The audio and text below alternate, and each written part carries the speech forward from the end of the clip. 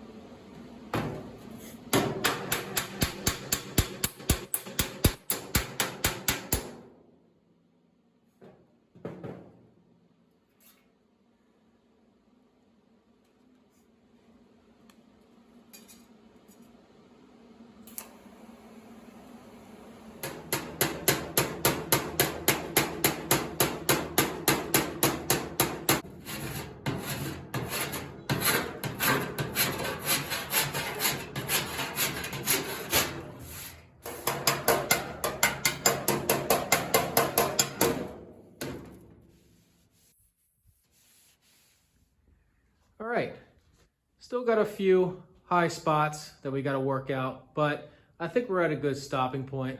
The void that we had to fill after we pulled that vent out was reasonably flat, so I didn't have to put a whole lot of shape in that patch panel.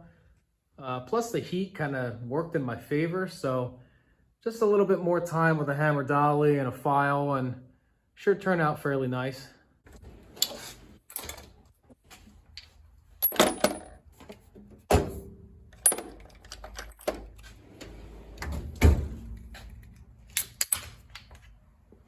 Just a quick update on the car overall. Was able to hinge the passenger side door the same as the driver's side after we finished up that patch panel. Started filling in some voids around the perimeter of the body. Still have a lot of work to do with the dash rail there. I got a pretty good deal on this hood, but it's a 2829 Model A hood for a 4-door sedan. Meaning it's a little shorter than a 3031 from grill shell to cowl. I built the body with 3031 spec in mind, so it kind of makes the front end a little snubby and kind of throws all the proportions off. So I'm just gonna have to keep an eye out for a 3031 hood. And as you guys remember, the original plan was to use this 8BA, but I got a pretty killer deal on a 59A. This is a 221 cubic inch, and it was in pretty good shape. It turns over fairly nice. A friend of mine had this and a couple others for some projects, but was thinning his supply. What I have to do is make a adapter to mount it onto the engine stand. The 8BA mounts just fine traditionally on an engine stand. The bell housing on the 59A is cast into the block, so it's not really the best idea to mount it traditionally. So the plan is to make a adapter for the engine stand and run it off of the exhaust flanges on the side. I started cleaning the valley out, had your typical sludge in there.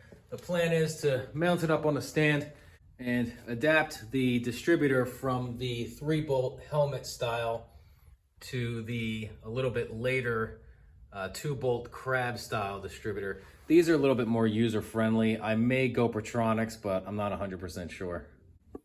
So per usual, I got my work cut out for me. I'd like to kick this motor over and see if it'll fire up, and if things look good, I may purchase some rectangular tubing and get the thing mounted. I got to keep an eye out for well, if I'm lucky, I get a 39 car transmission, but I would be okay with a half-ton pickup truck, 3-speed, just to get the ball rolling and not spend a whole lot of money.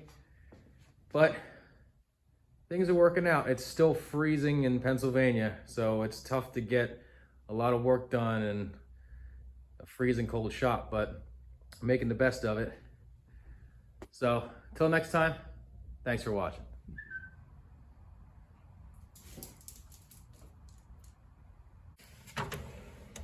Oh, this one's expensive.